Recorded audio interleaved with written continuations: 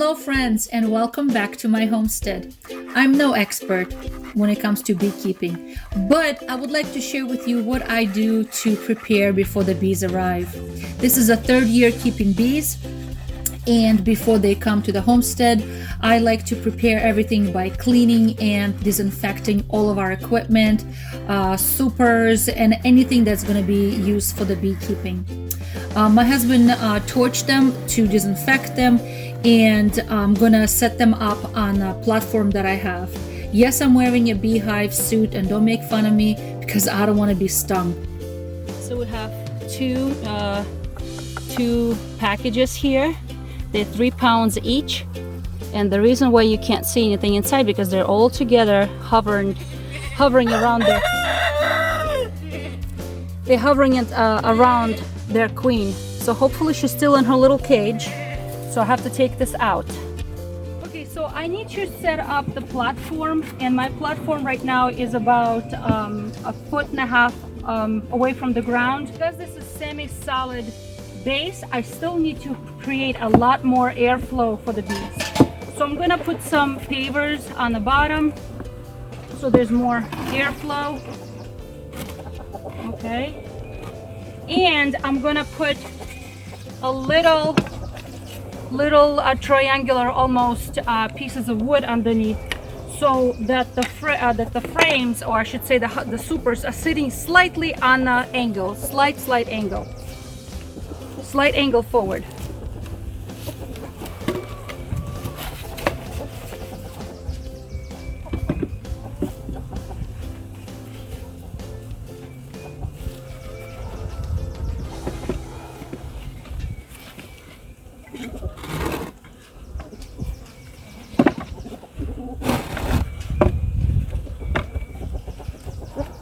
Nice and solid. That's good.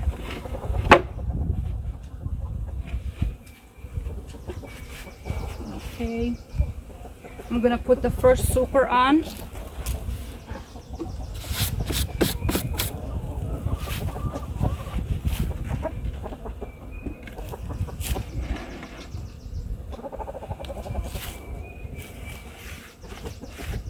And again, just like in the other hive, I'm gonna do only 6 frames. I'm gonna do 2 frames without honey and 4 frames with some honey for them to eat. And I'm gonna limit the space so it'll be less place for them to work. I have these black plastic ones. Not my favorite. I will never get them again.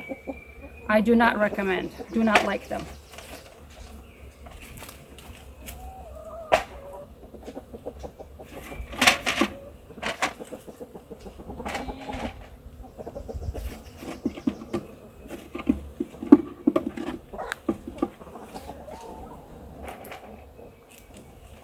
Again, the 2 middle ones, I'm gonna spray with some honey water just to attract the bees to them.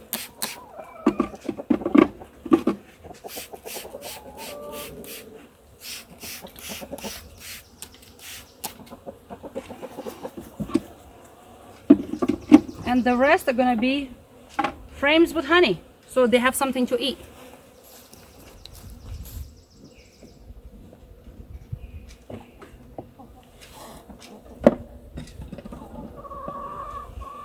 All right, again, this one is full of honey, also already capped honey, so I'm just gonna make little holes in it. Will be easier for them to access. Anytime when you are first introducing the bees to your homestead, make sure that it's not a windy, rainy day. It's not very ideal for them. So we picked up our packages 2 days ago, but unfortunately it was very cold and very, very windy in the last couple of days. So I had to keep them in my garage where it's nice and warm. All right, a few holes here, a few holes here.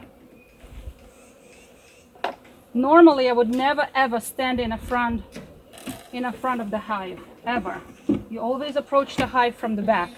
But right now the hive is not occupied, so I feel secure. standing in the front. But after today, I will never stand in the front of it.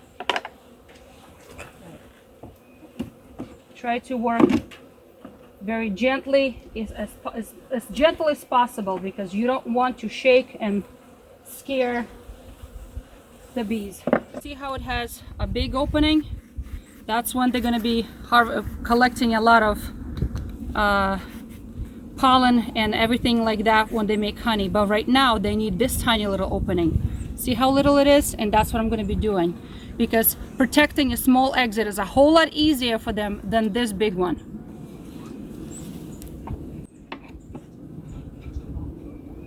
All right, the exit is closed. Now it's time for me to take them out.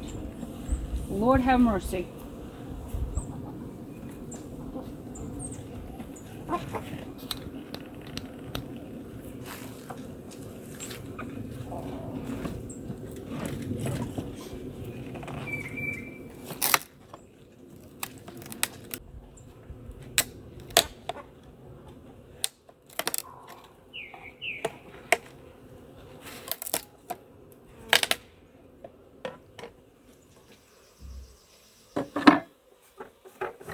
So now the trick is to pull out this can and quickly close this without losing any bees.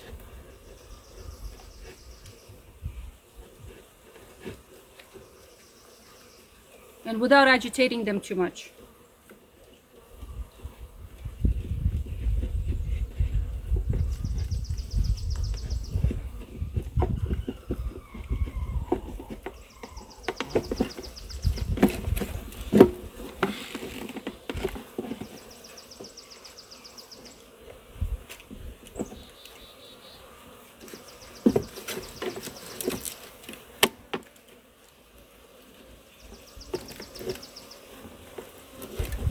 Not great, but not terrible.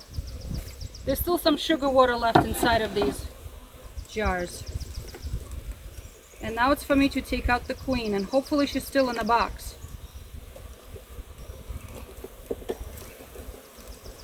Oh my gosh, there's a lot of them. Is she still in? Yep, she's still in. She's got a white mark. She's got a couple of attendant bees with her. All right, can you see the little white mark on her? She's a queen bee. She's going to be the mother of all the bees here. And she's got a couple of attendants with her to feed her. And that is a candy to feed them. So now I'm going to put them between the two frames, just like this. Okay? Right between the two frames.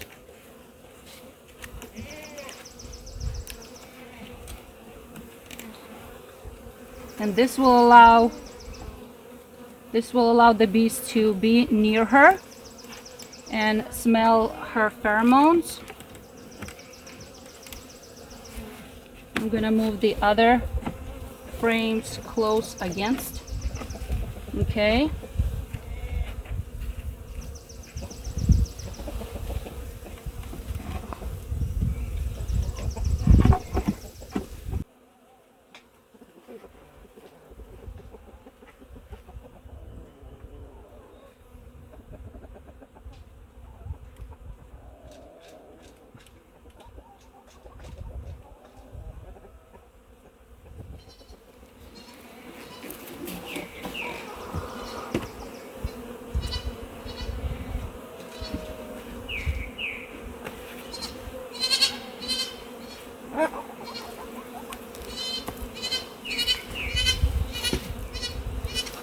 Okay, next thing is going to be inner cover.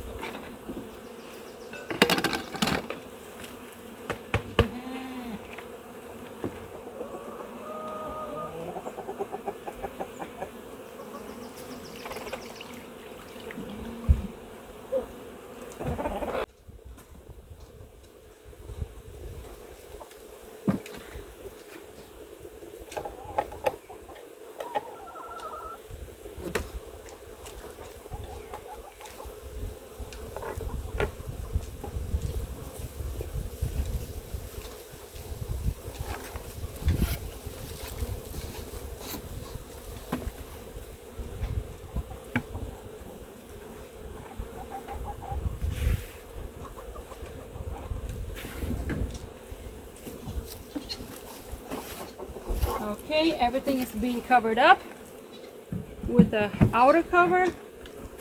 And as always, I'm going to put some sort of protection at the top.